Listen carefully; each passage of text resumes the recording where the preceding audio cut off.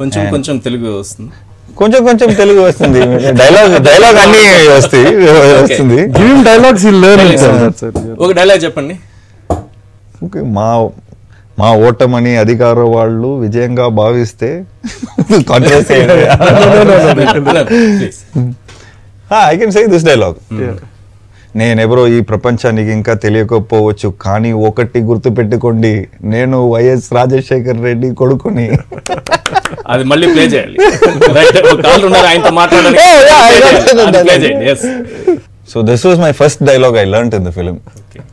And lot of dialogues. Yes, ఒక call ఉన్నారు, నాయుడు రాజమండ్రి నుంచి. నాయుడు గారు ఏం చెప్పాలనుకుంటున్నారు? నమస్తే అండి గారు. నమస్తే అండి.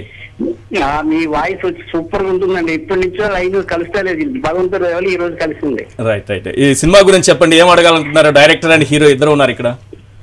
నమస్తే అండి జీవా గారు, డైరెక్టర్ గారికి. నమస్తే.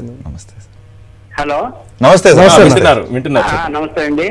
యాత్ర 2 పెద్ద హిట్ అవ్వాలని మేము వైఎస్ఆర్ అభిమానులంతా కోరుకుంటున్నాం sir. Thank you sir, thank you, చాలా థ్యాంక్స్. చాలా పెద్ద హిట్ అవ్వాలని కోరుకుంటున్నామండి సార్. వైఎస్ఆర్ గారి గురించి కొద్దిగా చెప్పగలరా? మేము కొద్దిగా వినాలని ఉంది.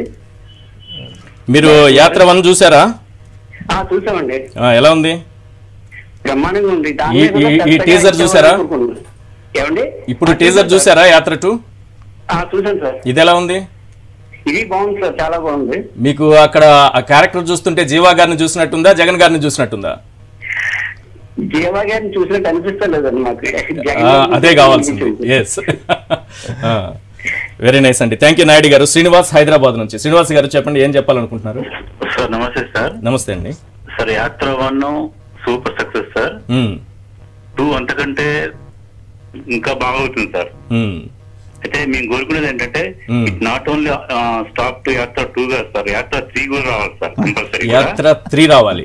అవును సార్. దానికి నా దగ్గర స్టోరీ ఉంది.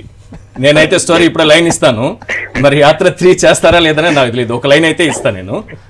ఎస్, యాత్ర 3 లైన్ ఒకవేళ నిజంగా అనుకుంటే, ఒక 5 years రూలింగ్ తర్వాత ఏ సీఎం అయినా సరే తాను గెలిస్తే చాలనుకుంటారు. అంటే 151 సీట్లు సాధించిన ఒక సీఎం నెక్స్ట్ తన మ్యాజిక్ ఫిగర్ను దాటి వస్తే చాలు, మనం గెలిస్తే చాలు అనుకుంటారు. కానీ ఎక్కడా లేని విధంగా ఈ దేశ చరిత్రలో ఫస్ట్ సీఎం 175కి 175 టోటల్ సీట్స్ క్లీన్ స్వీప్ చేయాలనే ఆలోచనతో ఆయన పనిచేస్తున్నారు. బహుశా అది సాకారమయ్యే దిశగా ఆయన ప్రయత్నాలు కూడా సాగుతున్నాయి. ఇది యాత్ర 3కి ఏమన్నా మీకు పనిచేస్తుందా ఈ లైన్? అది ఎంత చరిత్ర అవుతుంది అది ఒకవేళ? అది